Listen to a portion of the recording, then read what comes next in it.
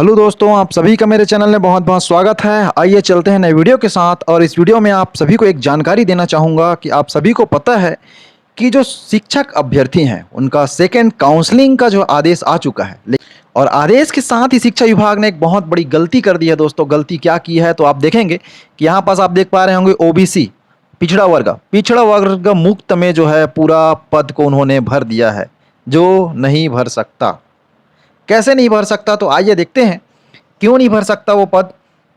तो देखिए, वर्तमान में जो है छत्तीसगढ़ में 58% रिजर्वेशन चल रहा है दोस्तों। और एसटी का जो है 32% है, ओबीसी 14, एससी 12 और जनरल के अंतर्गत आएंगे।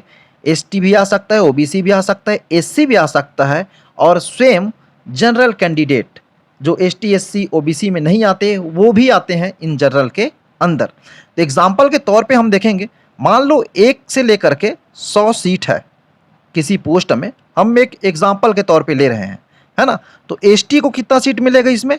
एसटी को मिलेगा 32, ओबीसी को मिलेगा 14, एससी को मिलेगा 12 और जनरल को मिलेगा 38 पोस्ट।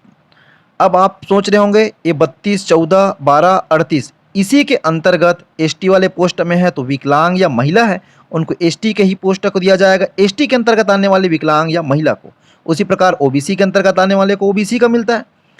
अब आप उठा करके देखेंगे तो रैंक का जो लिस्ट आप देखेंगे, जो शिक्षक वर्ग का जो रैंक का लिस्ट बना हुआ था, तो आप ध्यान से देखेंगे तो उसमें आपको देखने को मिलेगा दोस्तों, तो जनरल के लिए जो है अवेलेबल था, मुक्त सीट जितना आया हुआ था, उन सभी सीटों में 70% आप देखोगे तो 70% लोग ओबीसी थे।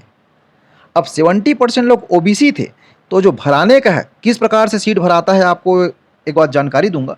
तो देखिए, 1 से लेकर के अगर 100 पोस्ट है ना, तो 1 से लेकर के 100 पोस्ट है और जनरल का 38 पोस्ट है, मान के चलिए जनरल का कितना है 38 पोस्ट।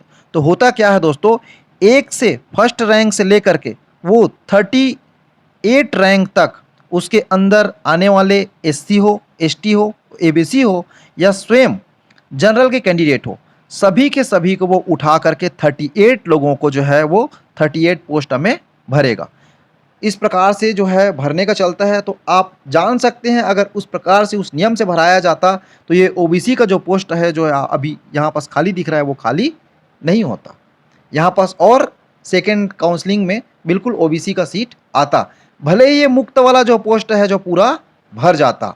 लेकिन इन्होंने, शिक्षा विभाग ने गलती यहाँ ये कर दिया है, इसमें तो पोस्ट दिखा रहा है और अनारक्षित के रहते हुए, अनारक्षित है और ओबीसी कैसे यहाँ से जीरो हो सकता है? ये जीरो नहीं हो सकता। तो ये इन्होंने बहुत बड़ी गलती यहाँ पास कर दी है दोस्तों, क्योंकि 70% ओबीसी जो है जनरल के अंतर्गत आए हुए हैं, आप सभी निकाल करके वहाँ से देख सकते हैं।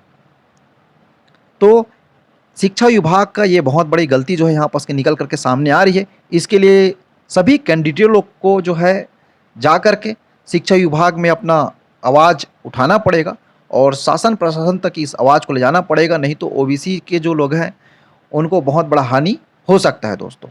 तो मेरा मकसद था सिर्फ एक जानकारी देना कि किस प्रकार से गलती किया जा रहा है पिछड़ा वर्ग के साथ, उस जानकारी को आप तक पहुंचाना था। वीडियो जो है अच्छी लगी हो तो इसे आप लाइक कर दीजिए, अपने दोस्तों के साथ ज़्यादा से ज़्यादा शेयर कर दीजिए और चैनल में पहली बार है तो इसे आप सब्सक्राइब करके रख लीजिए। Thank you.